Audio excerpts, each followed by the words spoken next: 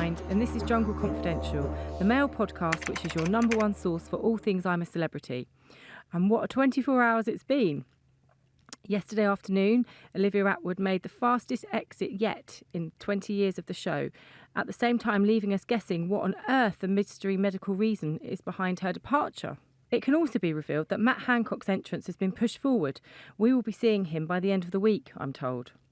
He's currently holed up, though, in a plush holiday home on the beach. But I've got a treat for you today. I have Christine Hamilton, star of the first ever I'm A Celeb, right back in 2002. She came third. It was a rowdy series, wasn't it, Christine? Quite unlike the last few years where the jungle has become such a kinder place. It's all about clashing personalities, and if you don't get the clashing personalities, it's not going to be interesting viewing. Do you think that's kind of the ITV not getting the cast right? Well, I wouldn't say that. It was just everybody makes mistakes. But when the very first series that I was on, they first asked me to go on in the January. It went out at the end of August. In fact, it was slightly earlier. And I said no because real life was pretty grim at that time. And I thought, do I need rice and beans and snakes and other people, etc.? So I turned it down, but they hadn't got their middle-aged mother hen.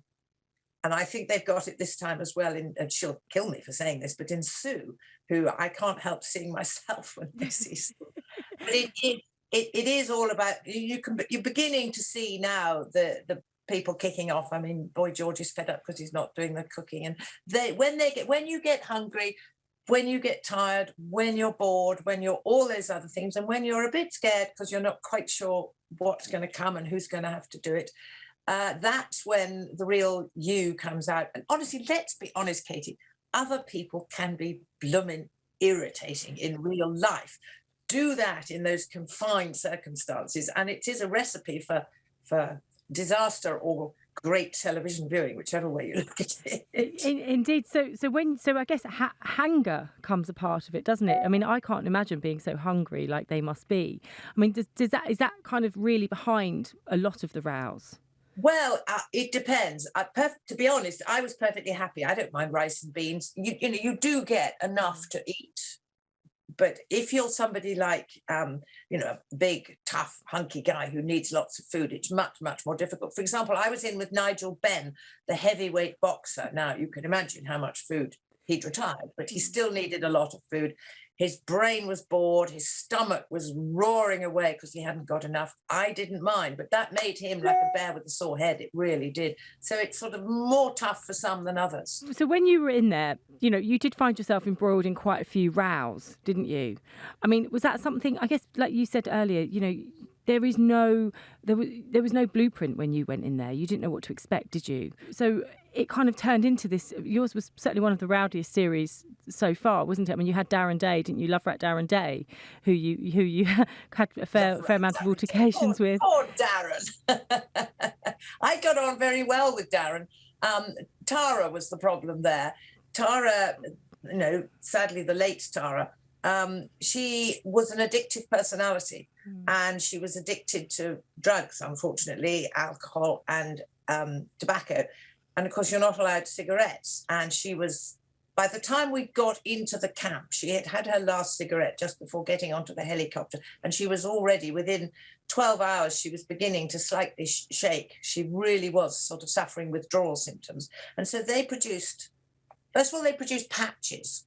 Well, nobody objected to the patches, as it were, medication. But then they produced cigarettes for her, and we went on strike. We went ballistic up the other girls. It was me, Rona Cameron, who's the Scottish comedian, very left wing, and we were on the opposite side of whichever track you care to name. Yes. But we actually got on very well. And Nell McAndrew, the model.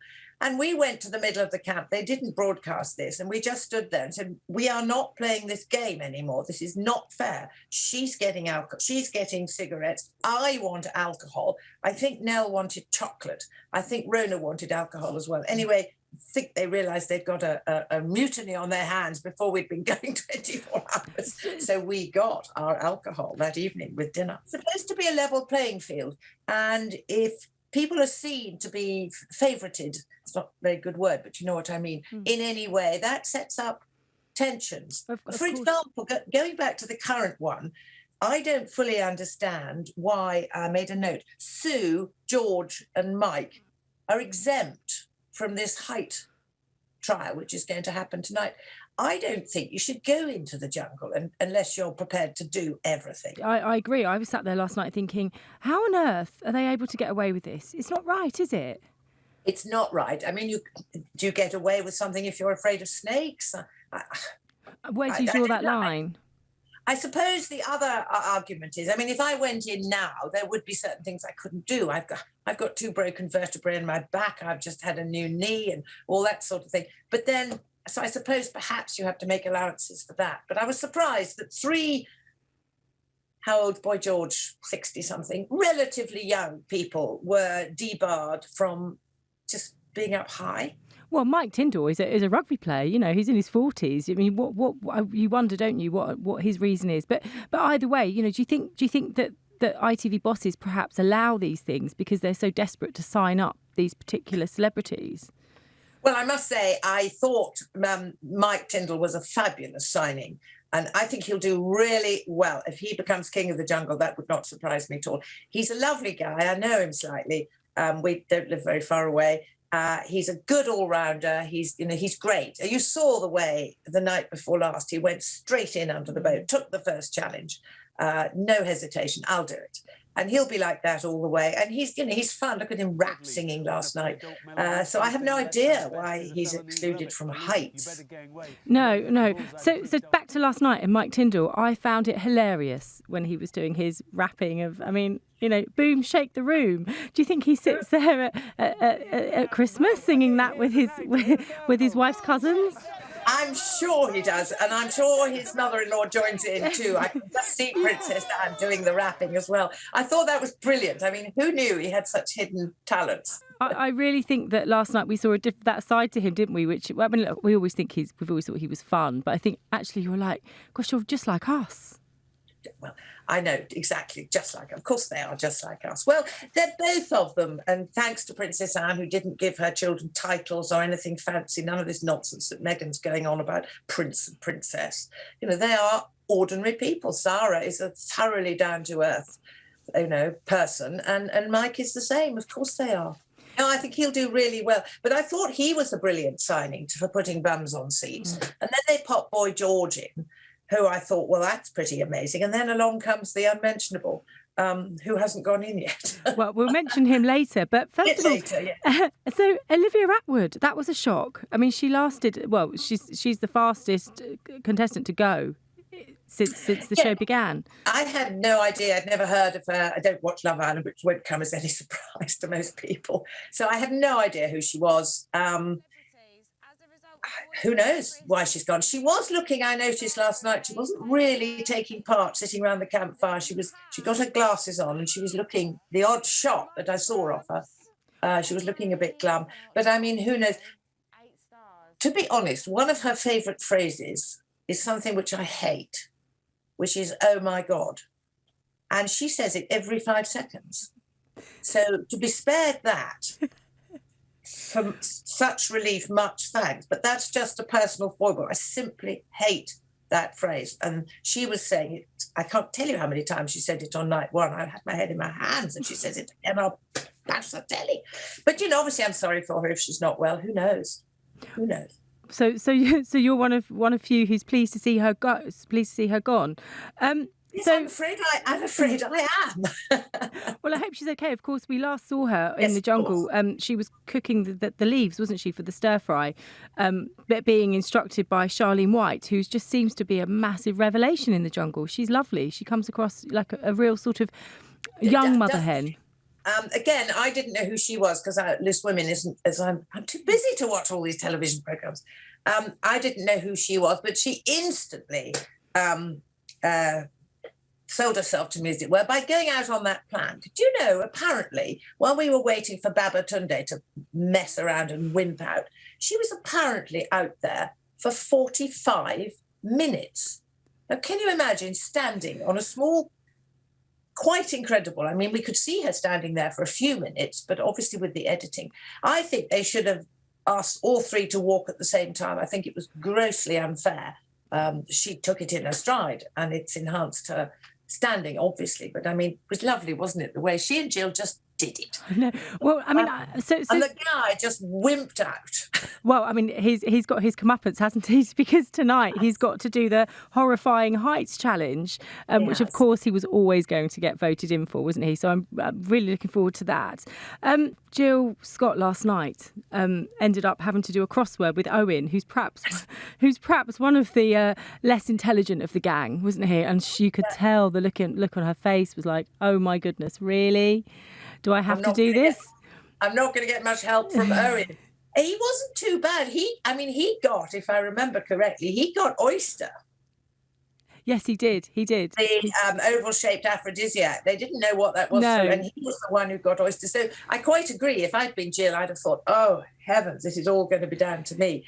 But the way they couldn't spell coq au vin, I thought was a scream. I thought that was rather a fun trial, actually. Yeah, I did. I like the way she shoved him in the water to do that part of it. She stayed clean and dry. Exactly. Do you know, I'm beginning to feel a bit envious watching them all in the camp, which is why I've put my camp gear on this morning and my hat to take me back 20 years. Just seeing them all sitting there, it was such a wonderful experience. I am a bit envious, thinking, I want to be there. I want to join in the fun. Really? Yes. Wow. I loved it. And can you turn around and show us your T-shirt? My T-shirt. Christine's got not just her hat and her gilet, she's also got her original T-shirt from the camp. I wonder what would happen if you called that number now. Yes, don't call the number now. I couldn't find the gilet with the telephone number on the back, so this one had to do. No, I really enjoyed it. It was great fun. I mean, there were moments of sheer non-enjoyment, shall we say, but overall, I mean, I like the open air and all that camping side of it appealed to me. I'd love to be camping out in the bush. Now, poor Tara was clearly found it very difficult in the jungle. Do you think it was irresponsible for her to be allowed in, given her troubles? Well, she was great television. I mean, she very nearly won. And she's a very entertaining personality. She's great fun. She's inventive. We just had a personality clash. Because, I don't know whether it was deliberate or not, but I went into the Bush Telegraph and I'd had a row with Tara because I'd done a trial and we had won, Darren Day and I had won a cafetiere with coffee. Now, if you haven't had coffee for 3 or 4 days, you might think, what's a cup of coffee? Well, I can tell you.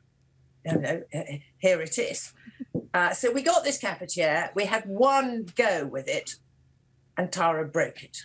And I was so angry. I didn't say a word, but apparently looks said it all. Anyway, in the Bush Telegraph, I was letting off about Tara, and I described her as a few sandwiches short of a picnic. And I said she's a poor little rich girl who's never made her own bed, by her own admission. And all that was relayed to the camp, not just to the viewers, to the camp. So when I came back from the Bush Telegraph, completely unaware that everything I'd said about Tara had been heard by the whole camp and her, there was a kind of silence. I didn't really understand why. And then Arona took me on side and said, by the way. So, Matt Hancock, the unmentionable. I hear that we're going to be seeing him in the jungle by the end of the week, unexpectedly, given I believe it was supposed to be the weekend, but with Olivia going, it's going to be sooner. Now, he, for the last 7 days, has been holed up in a really luxurious beachside 5-bedroom home. And actually, we've got some exclusive pictures coming on Mail Online of him having a jolly old time. So you do wonder, don't you, when he's got to go into the jungle, he's probably going to miss his comforts. But, what do you think of his decision to do this show? I think it's appalling. He may have known, he may feel, he may know that his ministerial career is over, so he's lost the car and the salary uplift and all that. But he's a member of Parliament, for heaven's sake. He's very well paid by most people's standards to be a member of Parliament, by us, by the taxpayer. He's got a job to do thousands of miles away back home. And the idea that he thinks he can jet off to the other side of the world and be out of touch. Okay, they've told him that he can get in touch with his constituency if there's some big problem. Well, that's not fair, is it? I mean, there was Charlene last night in tears thinking about her children. So I don't think that's fair. I think it's absolutely outrageous. I think it's a dereliction of duty. It's an insult to his constituents. It's an insult to taxpayers. And it's an insult to all those people who suffered under the COVID lockdown, for which he was very partly responsible. All those people who couldn't see their friends and family when they were dying, they couldn't have a proper funeral, all that sort of thing. I think they have a right to be deeply offended by it. So, yes, it's a brilliant signing for ITV, and a lot of people will be watching just because of Matt Hancock. But I think from his point of view, I think it's absolutely grotesque. As you've just described, there he is, 5 days in a luxury hotel. He will have been flown out first class, all very nice too, and his girlfriend's gone out as well. She's probably been flown out at ITV's expense. That's fine. I mean, it's a very wealthy programme. I don't object to that. He says he's doing it so he can reach out to the millions, go to where the people are, which obviously is not watching today in Parliament. So, talk about dyslexia, but ITV are not going to highlight his views on dyslexia. He'll get a little bit of a whatnot, but that's not why they've got him in there. Do you think the fact that he is going to have a computer, and he is going to have a computer? He's going to have a phone and a computer that he's going to be able to liaise with his constituents if needed. Now, do you think that is going to cause a real problem in the camp? Because as you said earlier, it's about a level playing field, isn't it? And this isn't going to be one. It has to be about a level playing field. It has to be, because you're all, whether you are, I didn't feel I was competing. I was just doing something. Whether you are competing or whatever, yes, it has to be a level play. I had no idea. He's not getting access just if needed. Yes. So if there is an emergency in his constituency, he will be able to he will be contactable. Well, I mean, I think that's outrageous. He's chosen to go away. He's chosen to just leave them to sink in whatever might happen, and I think that's what should happen. I think that's appalling. Do you think that the other contestants are going to be civil with him? Do you think they're going to be angry with him? Do you think they're going to be nice? I mean, it's going to be really interesting, isn't it, when he does go in? Because we've seen all the furore in this country. They've all been cut off. So they haven't seen any of this, have they? So I think it's going to be an interesting one when he does. I mean, I don't even know if they know he's going in. I don't think they would know because they've been quarantined. So they're going to have a real shock, aren't they? They are. I don't think they do know he's going in. And what do you think Owen is going to say? He thought that Mike Tindall's wife, Zara, was Australian and called Lara. So what he's going to know about an ex-Secretary of State for Health, goodness knows. So I think he will be a bit of a shock. But in a way, he will come in with a clean sheet. He won't come in with them knowing what we all know and the absolute ordure that's been poured down on his head and the views of, as I understand it, most people in this country, that he shouldn't be doing it. So it will be interesting. They'll just take him as Matt. I wonder how many of them will know who he is. I don't think Owen will know. I can see him and Owen, though, having quite a nice friendship. I can see those two getting on quite well.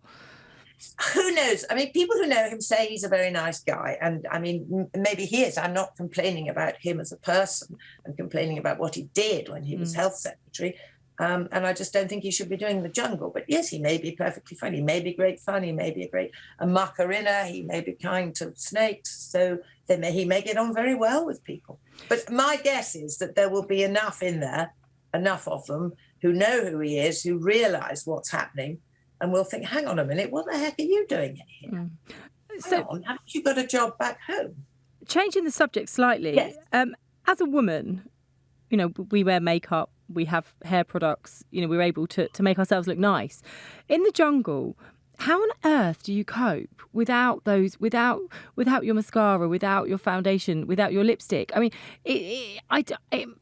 especially, I was thinking about this with Olivia Atwood. She did actually, I believe, have pink lipstick tattooed on her lips and to obviously prepare herself. But how do you cope with do you just not care? It depends how much you care about that sort of thing. I mean, I wear makeup a bit every day, just a bit to cheer my face up. But no, you just have to go with the flow. It's more difficult for people who one of their main selling points, as it were, is their looks, like Olivia. I mean, I hesitate to say what she had done, as it were. She did talk about her veneers. I presume that's her teeth. Yes. She had her lips done. But yes, I'm sure some of these young things, shall we call them, will have done all sorts of things. They'll have had a bit of eyeliner tattooed, a bit of lipstick tattooed on. And I think if your looks are your selling point, then I think it's quite tough. But frankly, I didn't care. I really didn't care. We got nothing. We got a bit of shampoo. That was it. No conditioner, shampoo, no moisturizer, nothing. I was a bit worried about this because I wanted a bit of basics, no moisturizer and stuff. So I had hidden little sort of travel sizes all tucked in around my clothes as we were going in. And then we had a lecture just before we got on the helicopter about you are not allowed to smuggle anything in, very serious consequences, blah, blah, blah. And I was standing there feeling like a naughty schoolgirl. And I was so frightened that something might happen to me. I went off into the woods ostensibly to have a pee, and I just threw them all away. Wow, that must have been really hard to do. It was heartbreaking, but I just thought they never did search us, so I could have got away with it. And perhaps they do get away with it now. The only thing I took in some sleeping pills. I did smuggle those in. You were allowed to take prescribed medication, which of course sleeping pills are. So I took those in. And I also rather naughtily, and this, forgive me, but this became quite important, as they will discover, laxatives. And I shared them around because quite a few people were having problems. And it became, you wait, it will become a camp discussion, that sort of thing. Oh, my goodness. Food is already kicking off, Boy George wants to do cooking and Charlene has taken it over. Food always causes problems. We nearly had World War III over chicken breasts, whether you should dice them before chucking them in. I mean, honestly. I guess there's not an awful lot more to talk about, though, is there, in the jungle? You kind of cook, go off and do a challenge and cook again. So we saw Boy George, didn't we, yesterday, slightly begin to lose it. Obviously over the cooking and I think he said something along the lines of, I'm not going to be able to say what I want to say in here. I mean, do you foresee some scenes with him really losing his rag? I do, because I'm not saying he's a diva, but he is he's an international pop star. He's used to people doing things his way, shall we say. And I can easily foresee, as the days go by, as the whole thing begins to grind in, the not getting much good food, the boredom, and other people are very, very annoying. And when you're sitting around, I remember with Tony Blackburn, who I was in with, who went on to win, there was a moment in camp when we were just the two of us. It was absolute bliss. Some had gone down to the river, one had gone to do a trial, someone was doing a treasure chest. We were on our own. And I was thinking, gosh, this is heaven, just listening to the rain. It's not a jungle, by the way, it's a rainforest, but there we are. And suddenly Tony would say, oh, isn't it lovely? Isn't it lovely being so quiet? Isn't it lovely? Now they've all gone. Oh, isn't it? And I just could murder him. I really could. So everybody will get on each other's nerves at some stage. Bring it on. Do you keep in contact with any of your cast mates from the jungle? Yes, some. I mean, thanks to social media, I keep in touch with... Nell McAnder is the one I keep in touch with. I've rather lost touch with the others. I saw Uri Geller. He was on with us. Uri had the distinction, or rather sad, really, of being the first person voted out of the first series. Ever. Now, nobody wants to be first out, but to be the first out of the first series was quite grim. But no, I mean, Tara has gone. I bumped into Rona quite a lot. I haven't seen her for several years, but I wouldn't have any problems. I'd love to see her, actually. Love to see Darren again. And Nigel, all of them. I mean, I got on with them for all fine.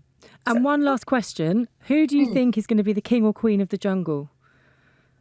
Well, I think it's very early days, but... let's hope it's not Matt Hancock. We would all be looking very stupid. I would not be at all surprised if it was Mike Tindall. The other one who I said I didn't know her at all, I don't watch Corrie, is Sue Cleaver. I thought she's come over extremely well, those pair. But I think if I had to put money on it now, I would go for Mike. But it's a long haul. We've only just started. Well, as you only know too well, Christine, thank you so much for joining us today. Thank you. My pleasure. Thank you.